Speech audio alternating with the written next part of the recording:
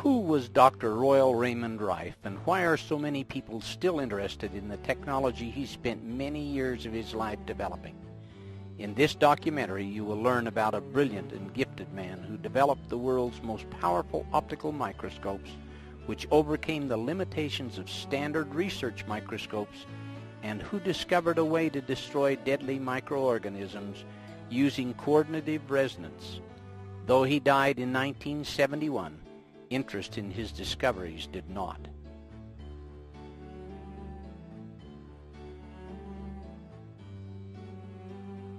Royal Raymond Raiff was a handsome and gifted young man.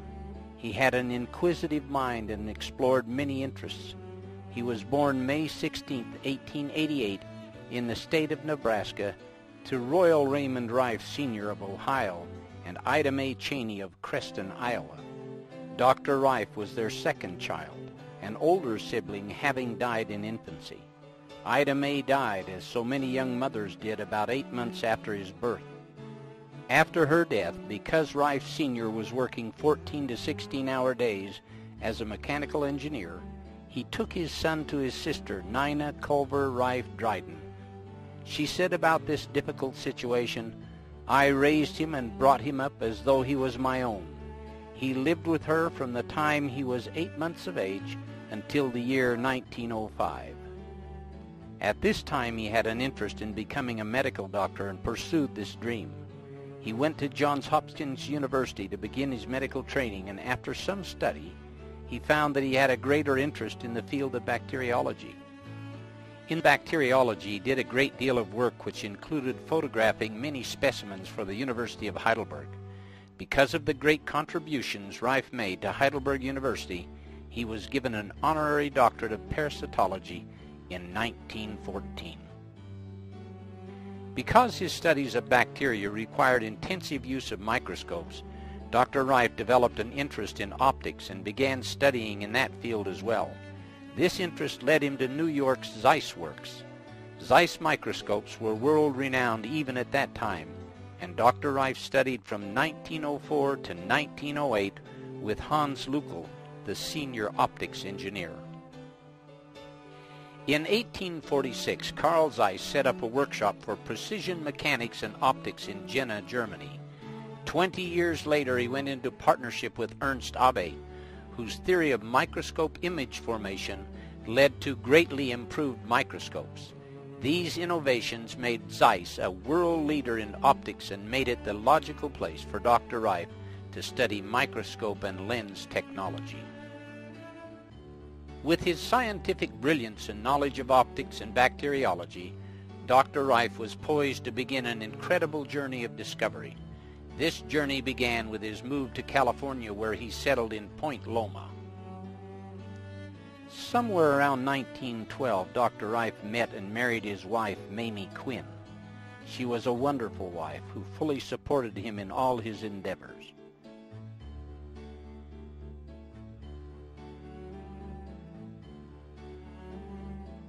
Because jobs for bacteriologists were scarce, Dr. Raiff took a job as chauffeur for Henry Timken of Timken Bearings. As his chauffeur, Dr. Raiff became good friends with Henry Timken, and Timken became very impressed with Raiff's knowledge. Dr. Raiff had also become an accomplished machinist, and Henry Timken had a great love of racing boats. So he had Raiff build the motor for his newest boat named the Kitty Hawk. This boat was built to compete in open sea endurance races of 100 miles. The motor Dr. Raiff machined produced 2,700 horsepower, which was amazing for 1915. The boat went on to win the race, sustaining 87 miles an hour for 100 miles. This record was unbeaten for more than 60 years. Timken Bearing Company was a prominent producer of roller bearings which were used in all types of equipment and are still used today. At about this same time, the company was losing a great deal of money because of defective steel, which was causing their bearings to fail. Raiff developed the first X-ray eye capable of X-raying the steel and detecting hairline fractures in the metal. Raiff developed this eye to scan across the full width of the production line, and sound an alarm each time a flaw was detected. This saved the company millions of dollars. In appreciation, Timken gave Dr. Rайф a lifetime stipend which he received in monthly payments. This made it possible for Rайф to continue his work in bacteriology. Henry Timken's wife became ill. The many medical doctors who examined her were unable to discover the cause of the illness. Mrs. Timken's condition worsened, and they knew if they didn't find the source of the problem, she would not live. Henry knew through their many discussions that Rайф was brilliant in the area of bacteriology. He asked if Rайф would investigate. Rайф suspected that the problem might be something she was eating, so he went into the kitchen of the Timken home and took samples of all the food. He had a few standard research microscopes and was able to isolate the bacteria responsible for the problem. Mrs. Timken fully recovered from her illness. One of Henry Timken's sisters, Amelia C. Bridges, who married into the Bridges Carriage Company family, also benefited from Rайf's knowledge of bacteria.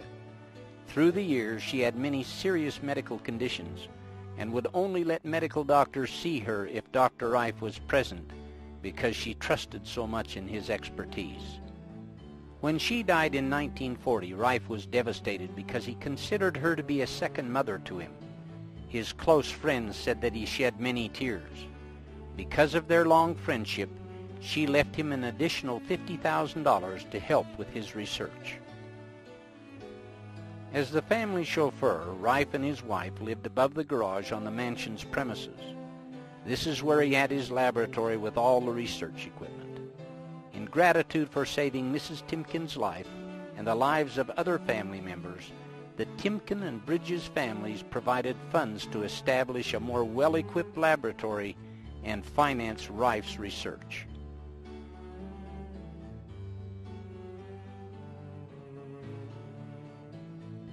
From 1915 to 1920, Rайф worked in his private lab identifying and classifying disease-causing microorganisms.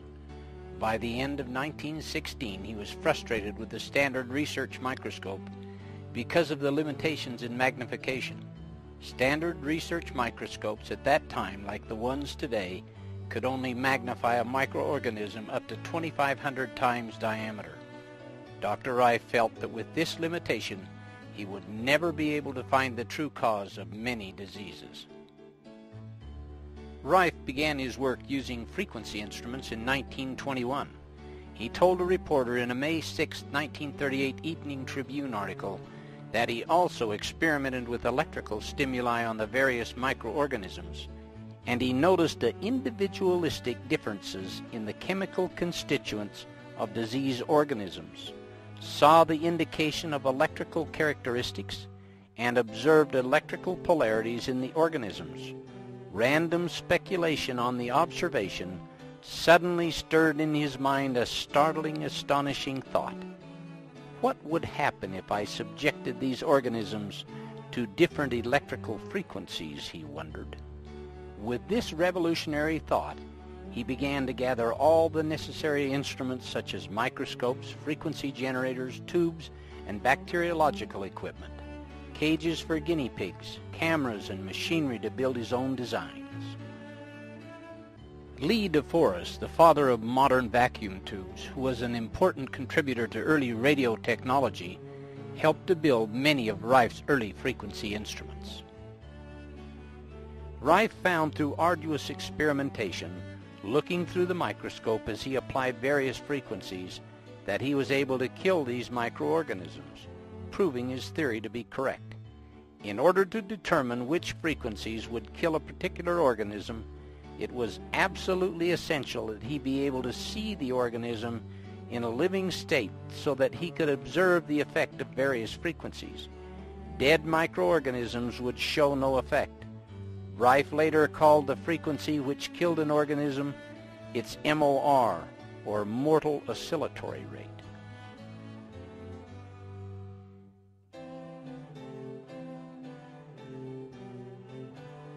The next step was to solve the problem of high magnification called the Fraunhofer diffraction limit. This theory was that no microorganisms smaller than half a wavelength of light could be seen through a microscope. Raiff knew from his many years of studying optics at Zeiss that it was possible to build a microscope which could see microscopic organisms as small as a virus. With this goal in mind, he went to work in 1917 and by 1920 produced the world's most powerful microscope. It could magnify with a clarity of 9,000 diameters.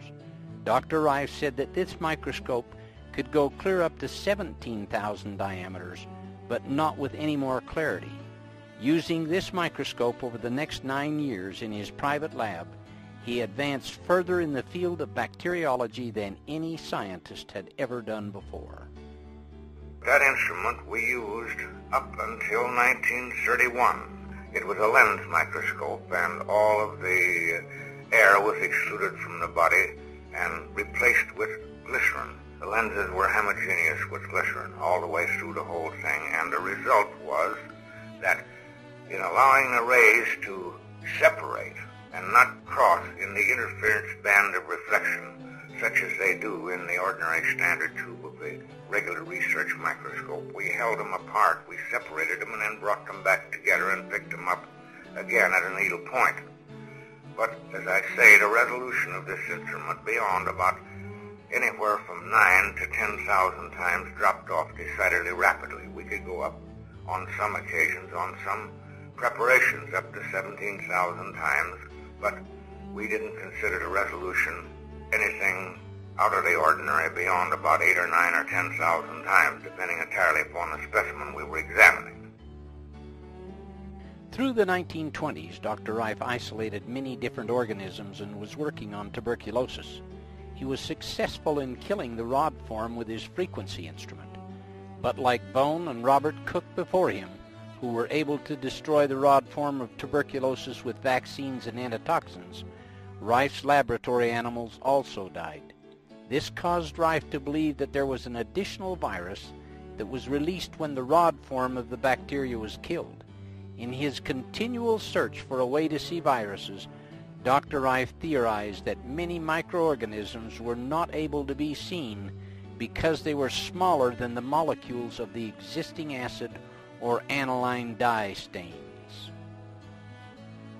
Throughout his work, Raiff had noticed that every living thing is made up of chemicals and has its own unique chemical constituency.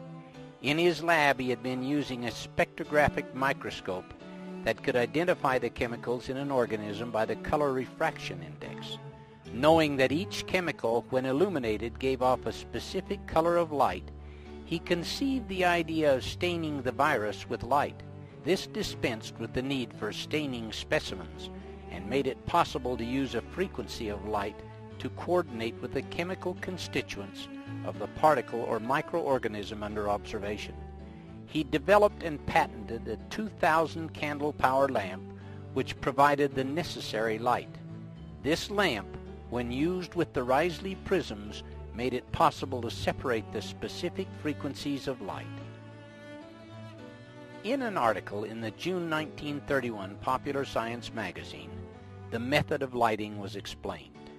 An electric light of 2,000 candle power falls upon the center of this microscopic movie studio, a tiny spot on the thin slab of transparent quartz that bears the germs.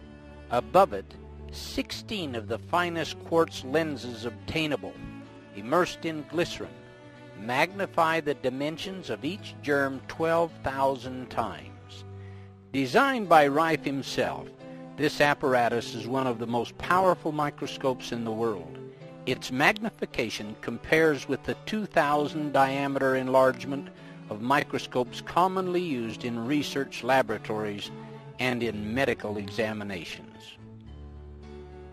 The November 21, 1931 LA Times had an article also explaining Dr. Raiff's use of light. Due to the fact that images are borne to the eye by light waves measuring about 1/51,000th of an inch in length, it has been supposed that no object considerably less than that in length would be seen by the human eye. By the use of quartz prisms, It is understood that Dr. Rайф has broken up the light waves, making it possible to bring impossibly small objects to view. Through the new microscope, according to estimates, an object measuring 1/100,000th of an inch in diameter would be magnified to appear 1/6 of an inch in diameter. Another California newspaper article dated December 12, 1931, entitled "Newest Microscope Will Trail Unknown Germs to Their Lairs," says, Dr. Rайф said that parts for his microscope were made in many parts of the world. He said he used quartz glass entirely because it allows from 48 to 50% more light than other kinds of glass. He said he uses a 2,000 candle power illumination unit with the instrument. The beam of the light is cold, he said, and he has had a living specimen under it for 5 or 6 hours without evaporation from heat. With this new capability of staining microorganisms with a frequency of light that coordinated with their chemical constituents, Rайф was able to see the virus form of tuberculosis which was released when the rod form was destroyed. He was then able to find the frequency which would kill the virus. For instance, our tubercular work. I worked a great deal on that. I isolated the virus from tuberculosis, which I consider is what was heretofore known as the so-called poison molecular bomb in front of Ann Arbor here 34 years ago, isolated. He didn't isolate the organism, but he isolated a chemical particle. So, more of our known work. Go back to the time of Pope when he originally isolated the virus of tuberculosis. He produces vaccines and antitoxins that would kill the bacillus of tuberculosis, but it would kill the patient simply because with any known method or means that you release from this tubercle bacillus, this virus or this so-called poison molecular bomb, it reacts upon the dead body of the rod and produces toxemia and death. 100% in your experimental animals and your patients also. But we find an electronic frequency that we was experimenting at that time with our device where we kill these different bacteria by this electronic frequency. We found the frequency of the virus. We found the frequency of the rod, which we had for years, of course. But if we use the two of them simultaneously over the same carrier wave, the patient gets well, and the guinea pig gets well. But if you use one or either individually, you either kill the patient or you don't do nothing.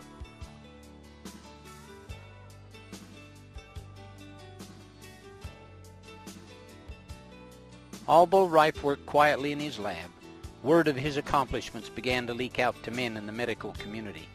A reporter from the San Diego Union got wind of Rайf's discoveries, and following an interview about his amazing microscope, an article appeared on the front page of the paper on November 3, 1929. The headline read, "Local Man Bears Wonders of Germ Life." The article went on to describe photos of several microorganisms Rайф had isolated and filmed. After this article, he was featured in many other prominent newspapers and magazines. As news of his accomplishments spread, doctors and bacteriologists from all over the world eventually came to San Diego to see for themselves the microscope and the new discoveries they had been hearing so much about.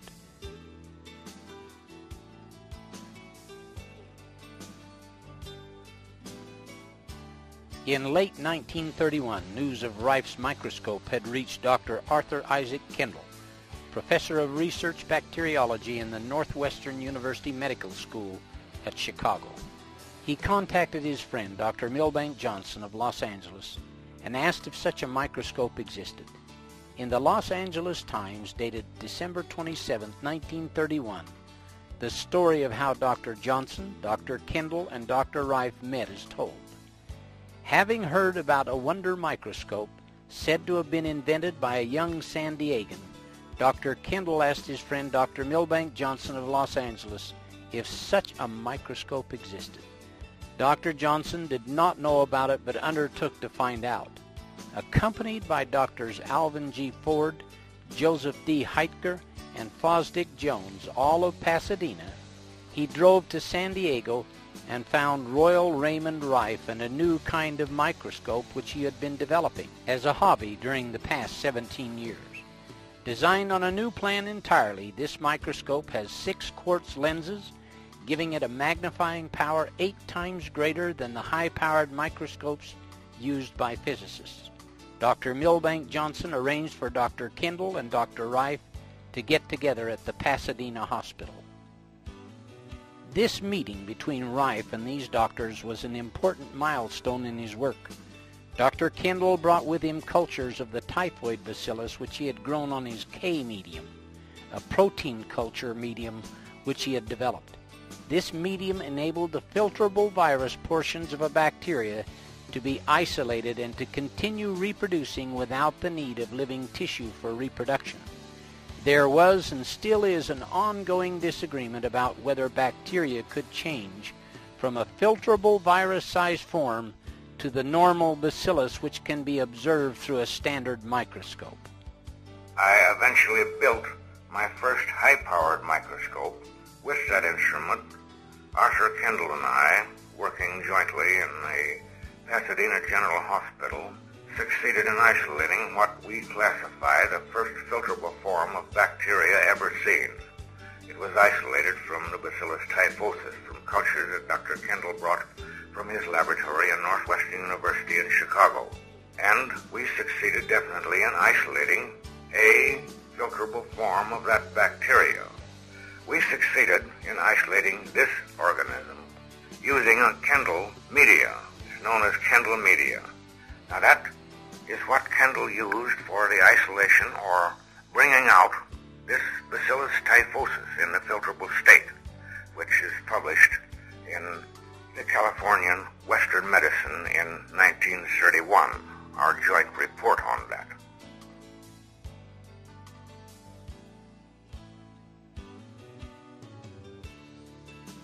In an article in the Science Newsletter of December 12, 1931, it states, "The material used by Dr. Kendall was a culture of the typhoid bacillus, ordinarily a fairly large germ, easily visible under the higher-powered lenses of a compound microscope.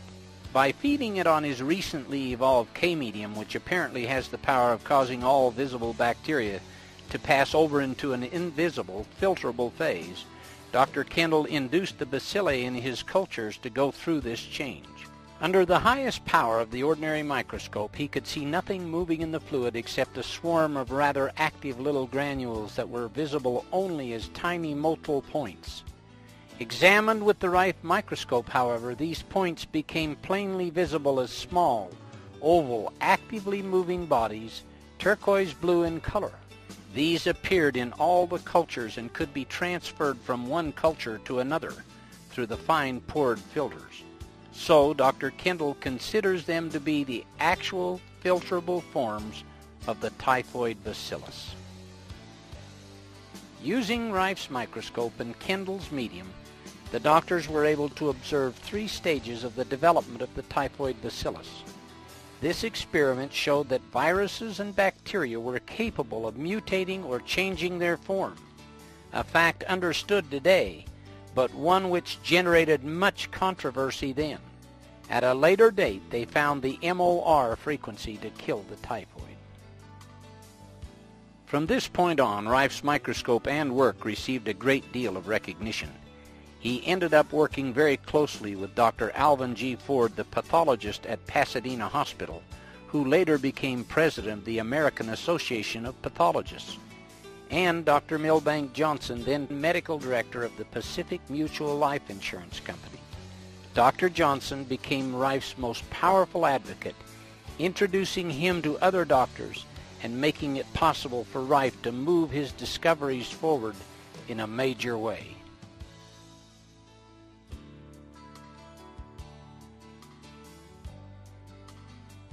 Dr. Johnson was so impressed with Dr. Raiff's work and the future medical implications of his frequency instrument, he held a dinner at his Pasadena estate in Raiff's honor, which was billed as the end to all disease. In the back of the room by the window stands Dr. Johnson in white, with Dr. Raiff on the right and Dr. Kendall on the left. Among these doctors were Alvin G. Ford and Joseph Heitger, who had gone with Dr. Johnson to meet Raiff at his lab. In the summer of 1932, Raiff went to Chicago with his microscope to work with Kendall. Kendall invited world-renowned bacteriologist E.C. Rosenau of the Mayo Clinic's Division of Experimental Bacteriology in Rochester, Minnesota, to come and use Raiff's microscope. Rosenau had heard of Raiff from a former patient of his who happened to be Henry H. Timken, the same man who had been financing Raiff and his laboratory. Rosenau, Kendall, and Raiff re-verified the experiments Raiff and Kendall had done a few months before.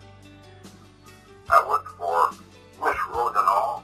He worked with me. I worked with him, whatever you call it, 14 years on poliomyelitis. He worked entirely on the brain emotion. He was the head of the Department of Research Bacteriology of Mayo in Rochester, and he said, they want me to scrap the work. I said, hold everything. So I was going back to work with Arthur Kendall at Northwestern University at that time. We checked on some of the previous work we'd done the year before. I said, I'm coming back. I said, bring your trash down. We went through it. I found it in the spinal fluid. He'd been working 14 years on the brain emotion, and he was a great surgeon on streptococcus. Everything was streptococcus with Rosenau. And of course, he worked almost entirely on anatoxins and vaccines. The albino rabbit was the only one that was susceptible to the true inoculation of the poliomyelitis.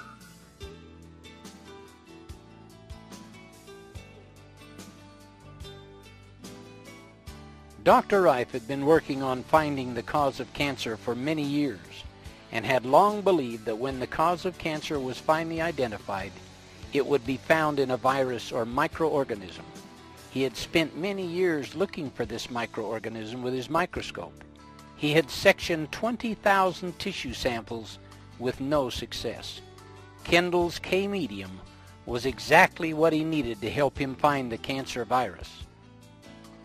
An article in the San Diego Evening Tribune on May 11, 1938, told about the events that led to the discovery of the cancer virus in 1932. The reporter's article summarized what Dr. Raiff said. But neither the medium nor the microscope were sufficient alone to reveal the filter-passing organism Raiff found in cancers, he recounted. It was an added treatment which he found virtually by chance that finally made this possible, he related. He happened to rest a test tube of cancer culture within the circle of a tubular glass ring filled with argon gas activated by an electrical current, which he had been using in experimenting with electronic bombardment of organisms of disease, he recounted. It happened to rest there about 24 hours, and then he noticed that its appearance seemed to have changed. He studied and tested this phenomenon repeatedly, and finally one day he discovered filter-passing red-purple granules in the cultures. Raiff called this organism Bacillus X or BX. He found that the organism was pleomorphic, and he named another larger form of it the BY. BX was for carcinoma, and BY was for sarcoma. He went on to isolate many other disease-causing organisms. The same article in the San Diego Evening Tribune on May 11, 1938 stated, among the filter-passing forms he reported isolated were those for cancer, although he frankly declares that he is not yet positive that this is the direct cause of the dread disease. B. coli, the seemingly harmless bacillus, which always seems to accompany the harmful typhoid bacillus. Tuberculosis, sarcoma, the tumorous disease similar to cancer but less deadly, infantile paralysis, streptococcus and staphylococcus infections, and herpes encephalitis and encephalitis lethargica, both infectious ailments of the brain and nervous system. Success in the search began to come when Dr. Arthur I. Kendall, head of the Department of Research Bacteriology at Northwestern University Medical College, joined him in a phase of the work and suggested a culture medium which proved to be a phase in making the hitherto unseen viruses visible. In later years, Rайf's research made him certain that he had found the viral cause of cancer. Many other doctors who came to Rайf's laboratory in the early 1930s also believed he had. A July 31st, 1949 article in the San Diego Union said, "Mankind's long search for a cancer cure may be in sight as the end product of laboratory experiments conducted in San Diego 15 years ago. These experiments and the discoveries they yielded are credited to Dr. Royal R. Rайф, 62, of 3676 Zola Street, a laboratory technician now retired. This announcement was made here yesterday by James B. Couch, M.D., a San Diego medical practitioner for 18 years. Dr. Couch also said, he also visited Dr. O. Cameron Gruner, former director of the Archibald Cancer Research Fund at McGill University, and discussed Gruner's recent work in cancer research. He recalled that Gruner made several visits to San Diego 14 years ago to study reported discoveries by Dr. Rайф of a virus connected with cancerous tumors. Gruner told Dr. Couch he was satisfied that Dr. Rайf's large microscope, for which Rайф claimed 25,000 areas magnification, had revealed a virus. He said further that the work he then did with Rайф at his Point Loma laboratory and follow-up researches at McGill University had confirmed that tumorous growths positively could be produced by the virus discovered in San Diego. Further on in the same article, Rайf was quoted as saying, "When Dr. Gruner came here to study my experiments, he brought with him a fungoid organism. Dr. Rайф said I was able to reproduce this same fungoid organism by virus, which I had classified as BX. I was also able to distill my virus back from the fungoid organism. I produced cancer in hundreds of animals. I completed the cycle from virus to cancer and back 104 times. I discovered that the virus organism gets in the blood of the victim at one stage of the growth."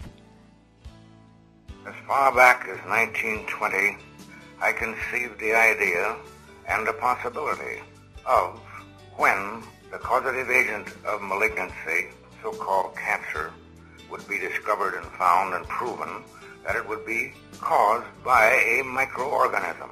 Of course, reception that I received that far back from the medical profession and scientists was nil, but I kept at the work and I succeeded in eventually isolating a virus. First, I began sectioning tissues of every known type of malignancy. I sectioned over 20,000 of those, cut them down with a special microtome to very thin. Some of them were only a micron in thickness.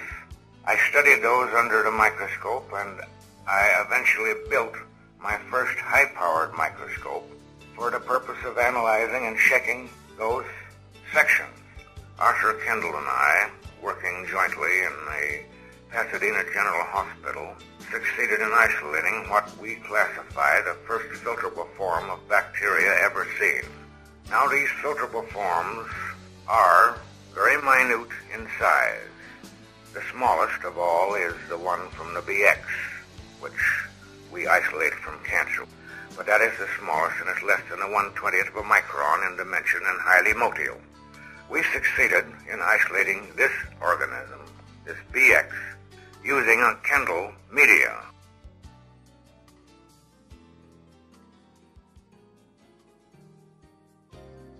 Through the 40 years that Rайф spent researching microorganisms and developing all kinds of equipment to aid him, he won 14 government awards for scientific discoveries and an honorary medical degree from the University of Heidelberg. During this period, he developed and built 5 virus microscopes, 4 of which were prismatic. His first microscope, built in 1920, used round quartz lenses, and the gaps in between were filled with glycerin. He used this instrument up until 1933. The others he built after this were the prismatic type, using block crystal quartz that obtained much higher magnification. The most sophisticated one is his number 3 microscope, which was called the universal microscope. This microscope was the one mentioned in the previous article that had 25,000 areas magnification. The universal microscope was built by Dr. Rайф in 1933. This was and still is the world's most powerful light source microscope. It is reported to be capable of going as high as 61,000 areas magnification when special prisms were used. The electron microscope, though more powerful in magnification, kills the specimens so you can't observe their live reactions. In many cases, a fragile virus will be completely destroyed by the electron bombardment, and all that will be left is debris. The universal microscope, like all of Dr. Rайf's microscopes, allows observation of living organisms at varying magnification. The Journal of the Franklin Institute of February 1944 gave an in-depth description of the universal microscope.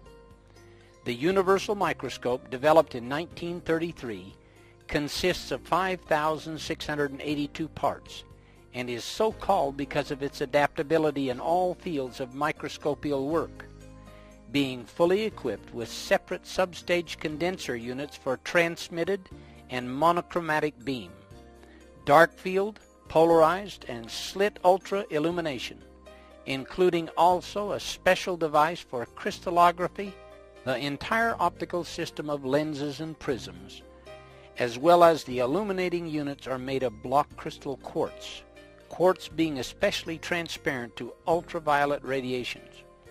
The illuminating unit, used for examining the filterable forms of disease organisms, contains 14 lenses and prisms, 3 of which are in the high-intensity incandescent lamp, 4 in the Risley prism, and 7 in the achromatic condenser.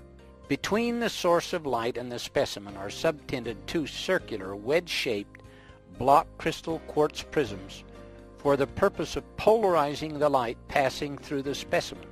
A monochromatic beam of light corresponding exactly to the frequency of the organism is then sent up through the specimen and the direct transmitted light, thus enabling the observer to view the organism stained in its true chemical color and revealing its own individual structure in a field which is brilliant with light. The objectives used on the universal are a 1.12 dry lens, a 1.16 water immersion, a 1.18 oil immersion, and a 1.25 oil immersion. The rays of light refracted by the specimen enter the objective and are then carried up the tube in parallel rays through 21 light bends to the ocular, a tolerance of less than 1 wavelength of visible light only being permitted in the core beam.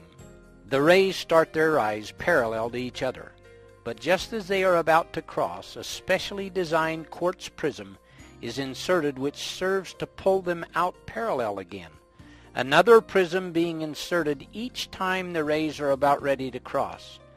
Thus, the greatest distance that the image in the universal is projected through any one media, either quartz or air, is 30 millimeters instead of the 160, 180, or 190 millimeters, as in the empty or air-filled tube of an ordinary microscope.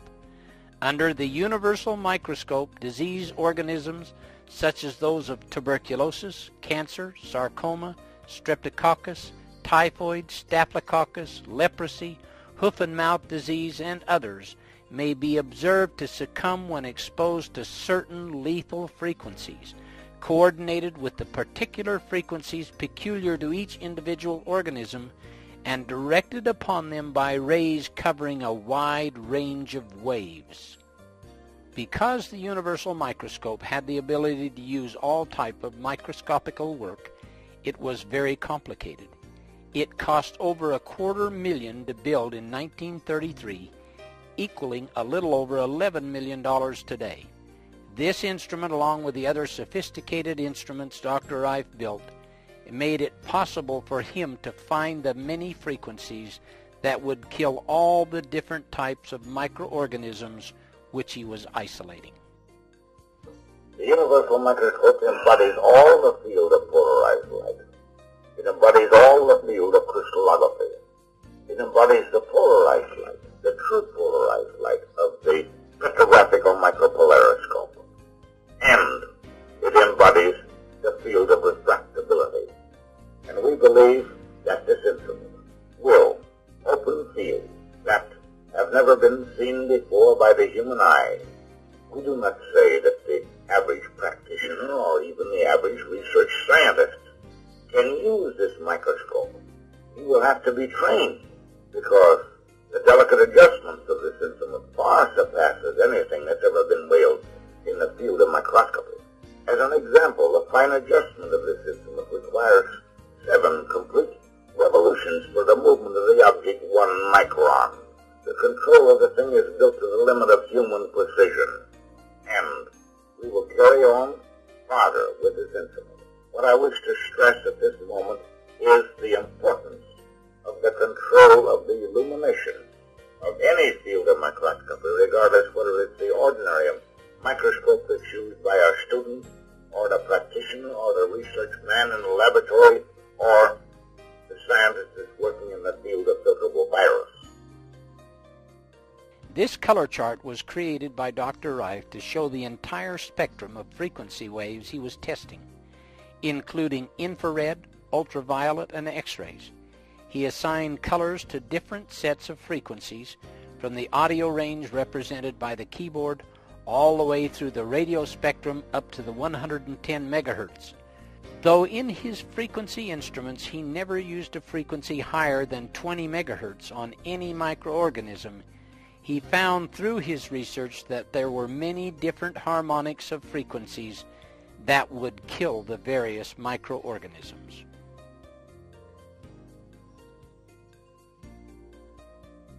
This is an original film showing Rайf's lab and the isolating of the cancer virus. This is Royal Raymond Rайф standing outside the front door of his laboratory.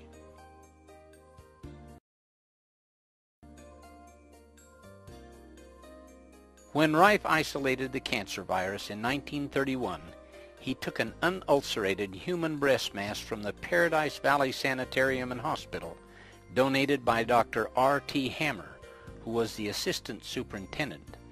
Portions of this tumor were cut out and filtered through a triple-aught porcelain Berkefeld filter, which gave about 10 micron filtration. The virus could readily pass through a filter of this degree of tolerance. The test tubes that are shown here were irradiated for 24 hours with argon gas. This irradiation caused the virus to become virulent.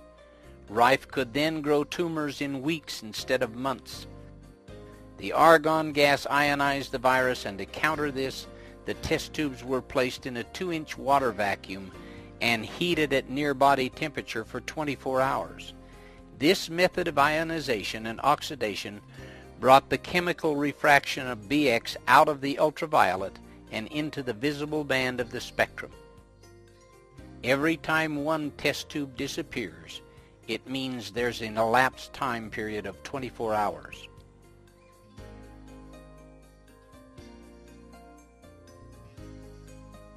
The rats were injected with a very tiny needle from the virus that he had filtered and isolated, and the tumors were allowed to grow to be 2 or 3 grams heavier than the rats. Here Rайф shows the injecting of the cancer virus into the rat.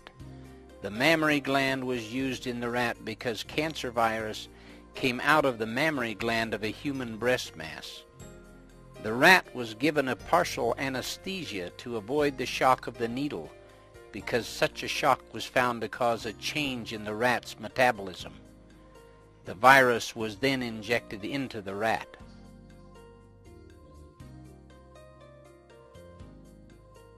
Rайф would then allow the cancer tumors to grow. Here you can see the large tumor in the rat. He would surgically remove the tumor and treat the rat with his ray tube instruments. The frequencies would devitalize the cancer virus without harm to the animal's cells or to the rat. Rайф used special glasses with high magnification during his operations. in order to perform the fine details of the tumor removal. The tumor is tied off and cut away. The cancer virus can again be isolated from that tumor and then injected into other rats.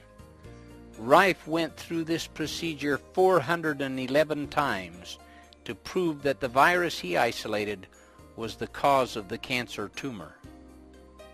This shows the tumor coming out of a solution of triple distilled water. A portion of that tumor is being cut away so that you can observe the cancer virus under Raiff's microscope. Raiff had the only microscope in the world that could see the cancer virus or any other virus alive, and he studied them for years.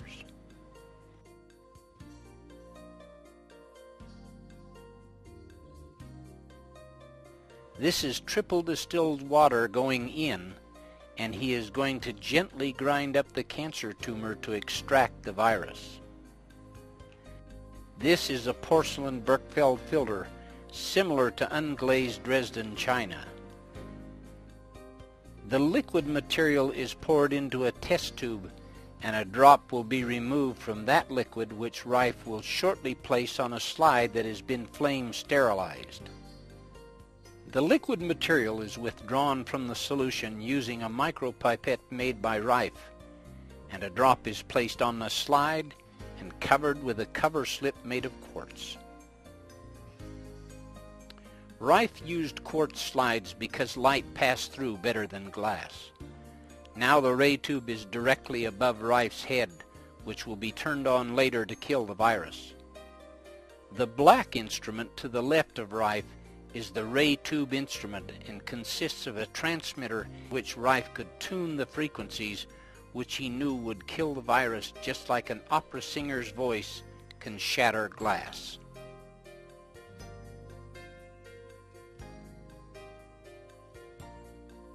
Now these are the first pictures ever made of the cancer virus. These cancer viruses were motile and streamlined, shaped like a fish. Raiff will now turn on the ray tube instrument, which will activate the ray tube. If you look carefully at the ray tube, you will see a little flash that only lasts about a second, and that will be all that is needed to kill all the virus under the slide.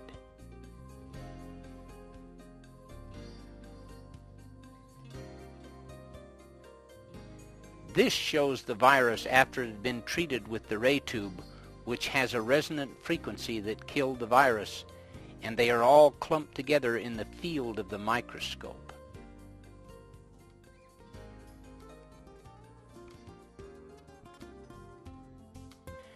From 1931 to 1934, Raiff worked very closely with Dr. Milbank Johnson and Dr. Arthur Isaac Kendall and other prominent medical doctors, isolating disease-causing microorganisms and finding the corresponding frequencies which would kill them. For years, Raiff had been testing the frequencies first many hundreds of times on cultures grown in petri dishes for each microorganism. On the cancer virus alone, he had inoculated 411 lab animals with this virus, created 411 tumors, proving that the BX virus was the cause of cancer. Then he used his frequency instrument on many of the animals to eliminate the tumors. By 1934, Dr. Milbank Johnson felt that it was time that they should use the frequency instrument on terminal patients. Dr. Raiff was hesitant about working with human patients at this time, and only agreed to do it if Dr. Johnson could arrange for a research committee headed by 6 of the top medical men in the United States. Because Dr. Johnson was a prominent man himself, well respected and a medical politician, he had the capability to do this. All these men were at the dinner hosted by Dr. Johnson in 1931. This group of men included Dr. George Fisher, Children's Hospital, New York, Dr. Wayland Morrison, Chief Surgeon, Santa Fe Railway, Dr. George Dock, Dr. Arthur I. Kendall, Director, Northwestern Medical School, and Dr. Alvin Ford, President of the American Association of Pathologists. He also wanted the medical committee to be under a legitimate university. Dr. Johnson arranged for the University of Southern California to sponsor the research committee. With all these requirements in place under Dr. Johnson's control, the clinic of 1934 was ready. Now they would see if the instrument would work on terminally ill patients who had no hope. The clinic lasted approximately 70 days and was held at the Ellen Scripps home near the Scripps Institute Annex in La Jolla. At the end of the 70 days, the research committee pronounced 14 out of the 16 patients clinically cured, a success rate of 87.5%. The remaining 2 patients had not fully recovered by the end of the clinic, and Dr. Johnson chose Dr. Couch to finish up with their treatments. 60 days after that, those patients had completely recovered as well. One sad note is that one of the patients who had recovered from the cancer gorged himself on sardines and other food. He had an adverse reaction, and it caused his liver to swell and rupture at the place where the tumor had been. Dr. Couch said the autopsy showed he had hemorrhaged to death, but there was no evidence of any cancer. We had a clinic in 34 in La Jolla. Dr. Novak Johnson, a friend of mine, that was in Los Angeles. Well, he was one of the big brands of the Pacific Mutual Life Insurance Company, a multimillionaire. Incidentally, he was a medical politician, and he had the big whip. He could kind of show these boys in shape a little bit. And so we had this clinic. I didn't want to go it, but he said, all right, let's go ahead. That was just shortly after Miss Ellen Scripps died out there, and he rented a whole Ellen Scripps home. We run a clinic out there. We was there 90 days. We actually run a clinic about, I would say 70 days. We did actual clinical work. And first I told him I wanted it done in a legitimate order. First I told him, I said, I want you to surround on this committee with us a group of 6 of the biggest men you can pick in the United States. I said, you're a politician enough, you can do that. Which he did. We got Fisher of New York, we got Waylon Morrison, we got George Docks of Pasadena, and so on. Then I says, I want as our pathologist, I want Alvin Ford, which is a friend of both of us, of course. When he says, good Lord, he says, you've looked at 1,000 tissues to Alvin's one. It don't make any difference. I says, he is the president of the American Association of Pathologists. And I said, I want his name on every one of the cases we treat. Now I says, I want you to organize a special medical research committee under a bona fide university, which we did under the University of Southern California, which Dr. Johnson contributed their library and so on and so forth. Like, he carried a weight there too. We did it. We run the clinic. We got through. We did all the reports, photographs before and after, this, that, and the other, of our 16 cases we had. At the end of the time when we had our meeting, Los Angeles Athletic Club up there, why, this board pronounced 14 of our cases clinically cured. Then, to finish up on some of these cases we had, he elected a doctor here in town to carry on this work. He picked him out of the group. No country doctor. Dr. Johnson picked him out to carry on and finish up on some of these cases who wasn't quite through yet. And when I was told about this Dr. Rayf, Royal Rayf, and how he had a machine out at the Scripps Institute Annex, I went out to see about it and became very much interested in seeing the cases which he had. And the thing that brought me into it more quickly than anything was a man who had a cancer of the stomach. And he was associated at that time with Dr. Milbank Johnson, who was then the president of the Los Angeles Medical Society, a very wealthy man and a very big man in the medical world, the biggest in Los Angeles. And he had hired this annex for this demonstration over a summer of time, several months. And in that period of time I saw many things, and the one that impressed me most was a man who staggered into a table just on the last end of cancer. He was a bag of bones, and as he lay on the bed, Dr. Rayf, Dr. Milbank Johnson said, if you just feel that man's stomach, doctor. So I put my hand on what was the cavity where his stomach was underneath, and he was just a cavity almost. He was so thin. Backbone and belly were just about touching each other. And I put my hand on his stomach, which was one solid, hard mass, about just what I could cover with my hand, somewhat of the shape of a heart. And it was absolutely solid. And I thought to myself, well, nothing can be done for that. However, they gave him a treatment of the Rайф frequencies, and in the course of time, over a period of 6 weeks to 2 months, to my astonishment, he completely recovered. Because of the success of the 1934 clinic, several doctors acquired the frequency instruments and began using them on patients. Dr. Milbank Johnson acquired a frequency instrument and used it in his clinic until his death in 1944. Other clinical trials were done in 1935, 36, and 37 and later, and the success rate in those clinics was around 90%. In these clinics, all kinds of conditions were treated.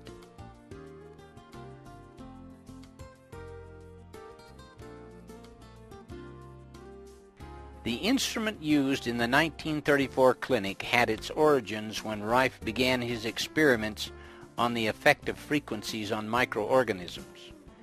A paper found in Dr. Rайf's files, written by one of his lab assistants and entitled Development of the Rайf Ray and Use in Devitalizing of Pathogenic Microorganisms, explains the evolution or advancement of his frequency instrument.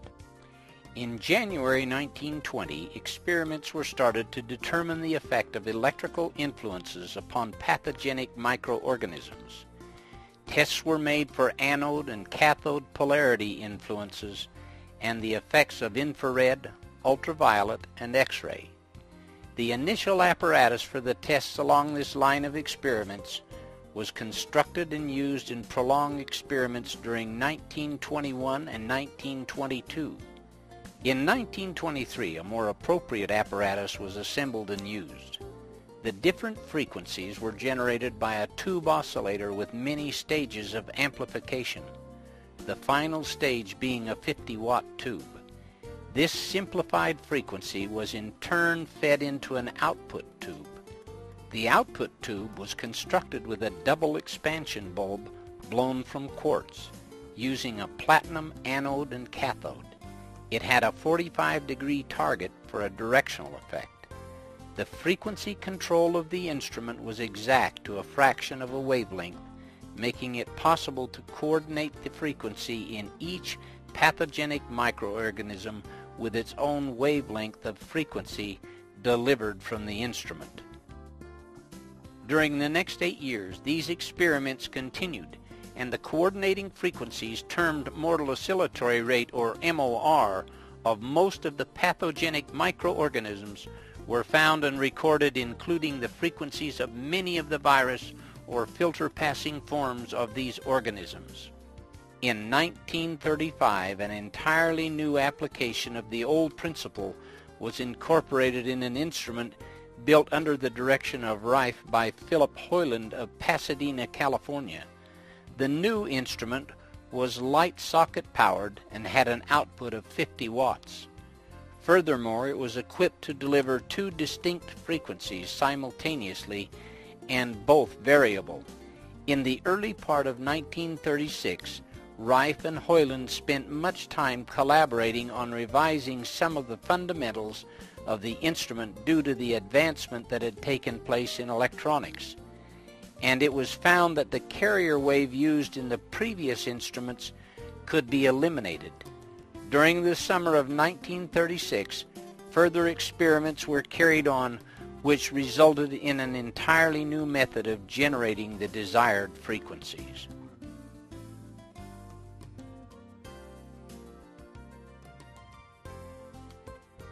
By 1937, several men, including Philip Hoyland, Dr. Couch, and Ben Cullen, a longtime friend of Rайф, came to Dr. Rайф with the idea of starting a company that would have the right to build and sell the frequency instruments to doctors worldwide. Rайf, after much consideration, decided to go ahead, and Beam Ray Corporation was born. The company initially built 14 instruments, and they were sold to medical doctors. Most of the doctors were happy with the results achieved by the instruments. However, 2 of the machines which were shipped to doctors in England did not work as promised.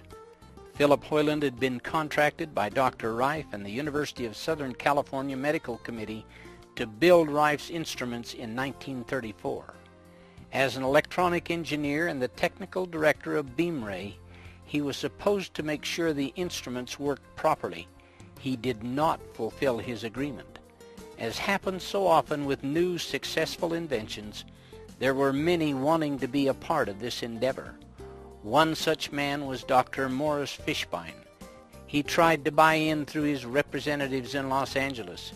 His offer was turned down, and he used all the power he could to try and get control of Beamray. His representatives met with Hoyland, who at that time was dissatisfied with his part in the company, and offered him $25,000 to help get control of the company. Subsequently, a lawsuit was brought by Philip Hoyland against Beamray Corporation, alleging that the company was not able to meet its financial obligations and that the board of directors should be dismissed and he should be put in control. It was found in the court proceedings that the AMA through Fishbein was attempting to take control of the company. Beamray won their case, but it left them penniless after the legal bills were paid. The judge in the case offered to represent Beamray in a suit against the AMA, but because they were financially bankrupt, it was impossible to pursue legal action at that time. Ironically, it is possible that if Fishbein had been able to get control of Beamray, he would have paid Dr. Raiff only a royalty, and the instruments could be in every hospital today.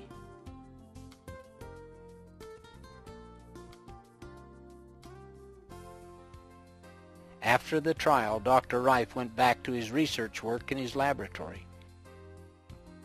Penicillin was the first antibiotic to be discovered and put on the market. Many doctors were more interested in giving their patients antibiotics than looking at using an instrument which would use frequencies to destroy organisms. Antibiotics were seen as a panacea that would solve all of mankind's health problems, and enormous amounts of money were being poured into their development and into the pockets of the doctors that prescribed them. Under these circumstances, the interest in Dr. Raiff's technology began to fade. Use of Raiff's discoveries from 1938 to 1944 continued quietly among a few doctors who had his frequency instruments. In 1940, Mrs. Bridges, who had been donating to Raiff's research laboratory, died. The money from Henry Timken was no longer there. Dr. Milbank Johnson died suddenly in 1944. His influence had made it possible for the doctors to use the frequency instruments. With his death, pressure was put on these doctors to use antibiotics, which were considered the conventional medical treatment for disease. They were told not to use the frequency instruments anymore.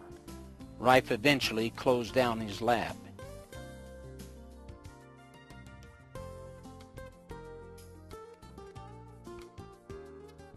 In 1950, John Crane came to purchase a drafting set that Dr. Raiff had to sell. Crane became interested in the research that Dr. Raiff had been working on. By 1953, Dr. Raiff, John Crane, and John Marsh formed a company called Life Labs Incorporated and began again to try and reintroduce the instruments to doctors. Antibiotics and many other drugs were not giving the results that had been anticipated, and new doctors were more willing to take a look at Raiff's frequency instrument. During this time, John Crane and John Marsh began working on a revolutionary new, smaller, portable frequency instrument that would be less expensive than the current ray tube instrument. At that time, the ray tube instrument cost $7,500, which was equivalent to the cost of an average home. Even doctors found it expensive to purchase. The smaller frequency instruments eliminated the need for a ray tube by using pads that came in contact with the body to deliver the frequencies at a fraction of the cost. Because these instruments were smaller and came in contact with the body, they didn't need to have the same power as the ray tube unit. Due to cost and size, the RF carrier frequency portion that Dr. Raiff normally used was left out to see how well they would work. Preliminary tests were encouraging, but the results were found to be extremely limited without the RF carrier frequency portion. Scientific tests have proven why Dr. Rife's use of an RF carrier is so important. It takes at least 1 megahertz to penetrate and go through the cells in the body. Frequencies lower than 1 megahertz were found to travel only through the connective tissue between the cells. Therefore, any instrument should have and use one of Dr. Rife's carrier frequencies, which range from 2.4 to 4.6 megahertz.